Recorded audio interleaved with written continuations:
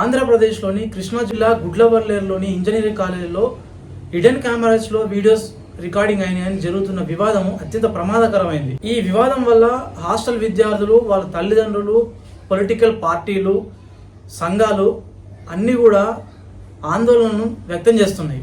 ఇది ప్రస్తుతం national wide గా కూడా దుమారం రేపుతుంది. అసలు ఇక్కడ ఏం జరిగింది, ఎందుకు ఇంత వివాదం అవుతుందో తెలుసుకునే ప్రయత్నం చేద్దాం. అసలు ఈ వివాదం ఏంటంటే, గుడ్లవల్లేరులోని ఇంజనీరింగ్ కాలేజ్ లోని లేడీస్ హాస్టల్ వాష్రూమ్స్ లో స్పై కెమెరాస్, హిడెన్ కెమెరాస్ ఉన్నాయని చెప్పేసి ఆగస్టు 29న అర్ధరాత్రి లేడీస్ హాస్టల్ విద్యార్థులు ఆందోళనను ప్రారంభించారు. ఇక్కడ విషయం ఏంటంటే, ఇదే ఇంజనీరింగ్ కాలేజ్ లో బీటెక్ ఫైనల్ ఇయర్ చదువుతున్న ఒక అమ్మాయి, ఒక అబ్బాయి లవర్స్ ఉండేవాళ్ళు. వీళ్ళిద్దరి మధ్యలో వచ్చిన మనస్పర్ధలే ఈ వివాదానికి ముఖ్య కారణం అని చెప్పేసి విద్యార్థులు అంటున్నారు.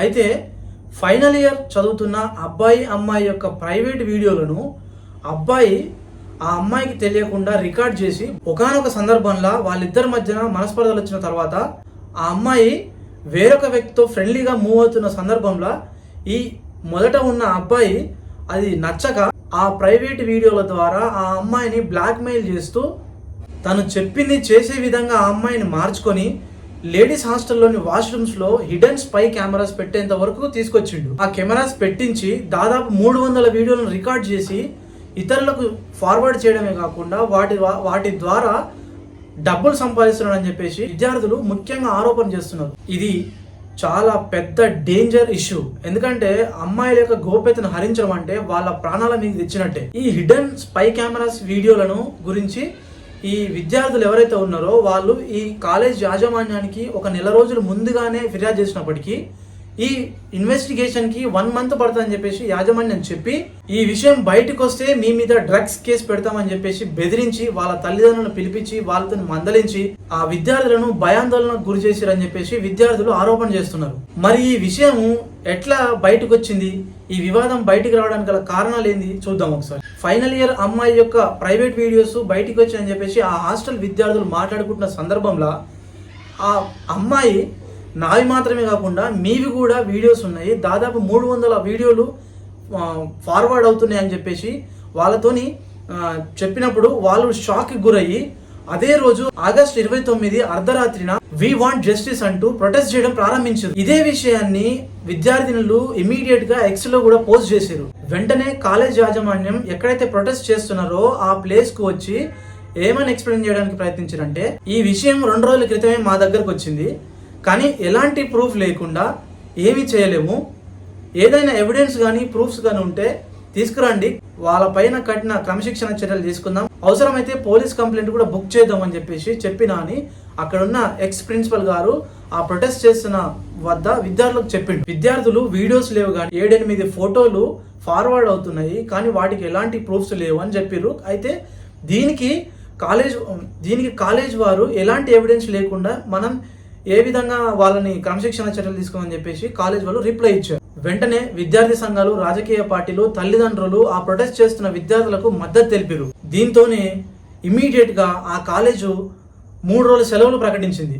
అదే విధంగా ఆ కాలేజ్ యాజమాన్యం ఆ అమ్మాయిని, అబ్బాయిని విచారించి వాళ్ళతోని డిస్కషన్ చేసి మీరేమైనా చేశారా, దీనికి ఎలాంటి చెకింగ్స్ కైనా ఇన్వెస్టిగేషన్స్ కి మీరు రెడీగా ఉన్నారా అని వాళ్ళతో మాట్లాడి వాళ్ళ ఫోన్స్, ల్యాప్టాప్స్ అన్ని తీసుకొని చెక్ చేసి అక్కడ ఏమీ లేవని మేము నిర్ధారించుకున్న తర్వాతనే ఇక్కడికి వచ్చి మాట్లాడుతున్నాం అని చెప్పేసి ఆ ఎక్స్ ప్రిన్సిపల్ గారు ఆ విద్యార్థుల ప్రొటెస్ట్ లో చెప్పారు.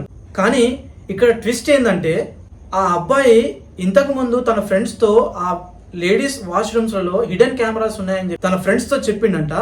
కానీ ఇప్పుడు అలాంటిది ఏం లేదని చెప్తున్నాడని విద్యార్థులు ఆరోపిస్తున్నారు. ముఖ్యంగా కొంతమంది విద్యార్థులు అయితే గత 2 సంవత్సరాలుగా ఈ వివాదం జరుగుతుందని చెప్పేసి ఆరోపిస్తున్నారు. అయితే ఇక్కడ గమనించాల్సిన విషయం ఏంటంటే, అక్కడ హిడెన్ కెమెరాస్ ఉన్నాయని చెప్తున్న ఏ ఒక్క విద్యార్థి కూడా అక్కడ ఉన్నాయంటున్న హిడెన్ కెమెరాస్ గానీ, వీడియోస్ గానీ ప్రత్యక్షంగా చూడలేదంటున్నారు. వాటిని నిజమని ప్రూవ్ చేసేందుకు కూడా ముందుకు రావట్లేదు.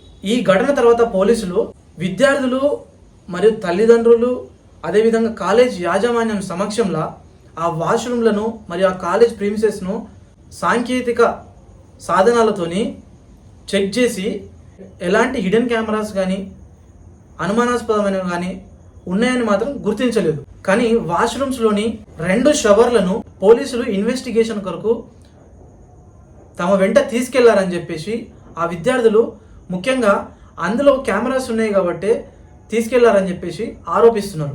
దీనికి కారణమైన అమ్మాయిని గదిలో నుంచి బయటికి రావాలని ప్రొటెస్ట్ చేస్తున్న సందర్భంలో ఆ అమ్మాయి బహిరంగంగా అందరి ముందు నిర్భయంగా మిడిల్ ఫింగర్ను చూపించింది. ఈ అమ్మాయి గల ఇంత ధైర్యానికి గల కారణం తన తండ్రి ఒక పొలిటికల్ బ్యాక్గ్రౌండ్ అని విద్యార్థులు తీవ్రంగా నిరసన చేస్తున్నారు. అలాంటి అమ్మాయిని పోలీసు పహారాలో పెట్టి ఒక గదిలో ఉంచి తిండి పెట్టి మేపుతున్నారని విద్యార్థులు ఆగ్రహానికి గురైతే అర్ధరాత్రి 10 గంటల తర్వాత ఆ అమ్మాయిని హాస్టల్ నుండి కారులో బయటికి పంపించారు. ఈ వివాదం మీద ఇన్వెస్టిగేషన్ కొరకు జేఎన్టీయు ఒక నిజ నిర్ధారణ కమిటీని వేసింది. అదేవిధంగా ఆంధ్రప్రదేశ్ ప్రభుత్వం కూడా ఎస్పీ గంగాధర్ మరియు గుడివాడ సిఐ గారు అనేటువంటి రమణమ్మ గారి ఆధ్వర్యంలో ఒక నిర్ధారణ కమిటీని వేసింది. ఏది ఏమైనా అమ్మాయిల గోప్యత చాలా విలువైనది. వారికి గోప్యత విషయంలో కొంచెం అనుమానం వచ్చినా ప్రొటెస్ట్ చేయడంలో తప్పులేదు. ఎందుకంటే మన ఇంట్లో వాళ్ళు కూడా ఈ వివాదంలో బాధితులైతే మన రియాక్షన్ ఎట్లయితే ఉంటుందో అందరిది కూడా రియాక్షన్ అట్లనే ఉంటుంది కదా. విద్యార్థినులు ఈ ప్రొటెస్ట్ చేయడం ద్వారా వాళ్ళు కోరుకునేది ఏంటంటే విద్యార్థినుల పరువును, భవిష్యత్తును కాపాడాలంటూ అందరితోని వేడుకుంటున్నారు. హిడెన్ కెమెరాస్ ఏర్పాటు చేసిన వ్యక్తులను ట్రాన్స్పరెంట్గా ఎలాంటి రాజకీయం ఇంకే ఇతర శక్తులు లేకుండా విచారణ జరిపించి ఏదైనా వీడియోలు ఉన్నాయని తెలిస్తే వాటిని బయటకు రాకుండా కరప్ట్ చేసి దానికి బాధ్యులైన వారిని కఠినంగా శిక్షించి భవిష్యత్తులో ఇలాంటివి జరగకుండా కఠిన చర్యలు తీసుకోవాలని అంటున్నారు. నా తరపు నుండి అయితే ట్రాన్స్పరెంట్గా విచారణ జరిగి వారి భవిష్యత్తుకు ఎలాంటి ఆటంకం లేకుండా, ఎఫెక్ట్ అవ్వకుండా తగిన చర్యలు తీసుకొని వాళ్లకు న్యాయం చేయాలని నేను మనస్ఫూర్తిగా ఆశిస్తున్నాను. ఇన్ఫర్మేషన్ నచ్చినట్లయితే ఒక లైక్ చేయండి. Thank you.